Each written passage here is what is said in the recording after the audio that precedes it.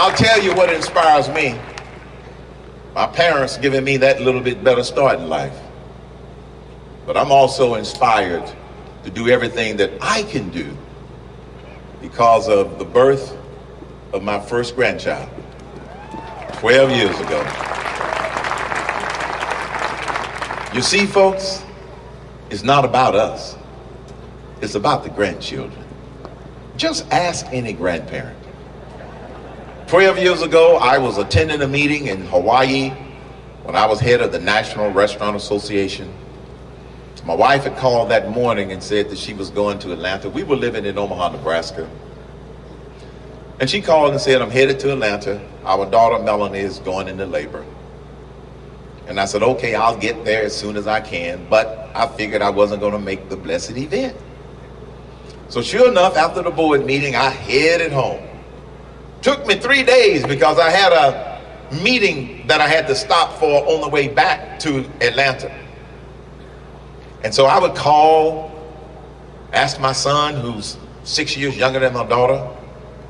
I'd call that night after the labor started, Vincent, do we have a baby yet? He said, no, Dad, we don't have a baby yet.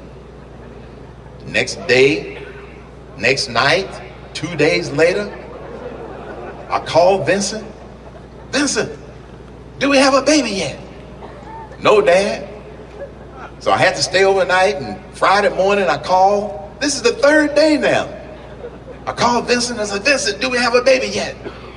No, Dad, we don't have a baby yet. Is everything all right? Yes. Are you sure? Yes, Dad. Then why don't we have a baby yet?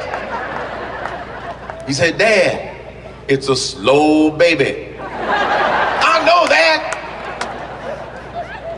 I'm trying to get back to Atlanta. I arrived in Atlanta on January the 22nd, 1999, at 8:30 p.m.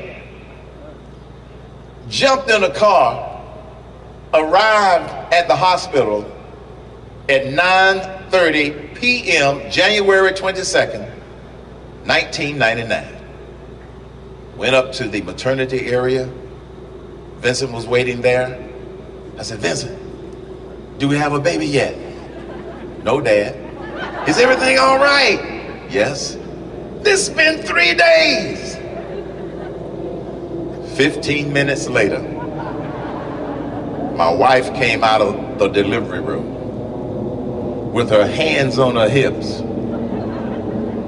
looked at me, didn't even say hello, honey. Hands on her hips. She knew I was there because one of the nurses had gone in to tell her. Looked at me, you have a granddaughter. I said, that's great. Is Melanie okay? Yes. Is the baby okay? Yes. I was excited. I said, sweetheart, what's with the hands on the hips and the attitude? You have a granddaughter. She said, I've been with this girl for 3 days and you show up and the baby is born. She was waiting on Granddad. Granddad is here. Then my wife said, I know she was waiting on Granddad. And the attitude is because I know I'm going to hear that story for the rest of my life. That's right. She was waiting on Granddad. That was 12 years ago. When I went into that delivery room and looked in the face of that little 20-minute-old baby, the first thought that went through my mind was, what do I do to make this a better world and to make this a better nation? I didn't know what the answer was then, but I knew that because of my belief in God and because I believe that in life you have your plan and God's plan, that it would unfold and it would lead me to what it is I needed to do with my time, my talents, my skills, just like God works in your life to lead you to do the things that you can do. And so it's for all of the little faces, folks, the grandchildren, that we do what we do, that this movement is growing, that it is going to continue. It is because of them that we are going to take back our Congress, and we're going to take back the White House in 2012 for the children and the grandchildren.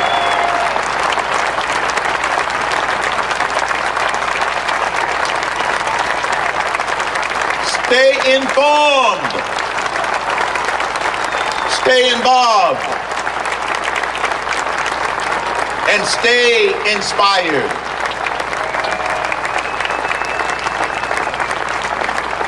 And I'm also inspired by the words of the great communicator,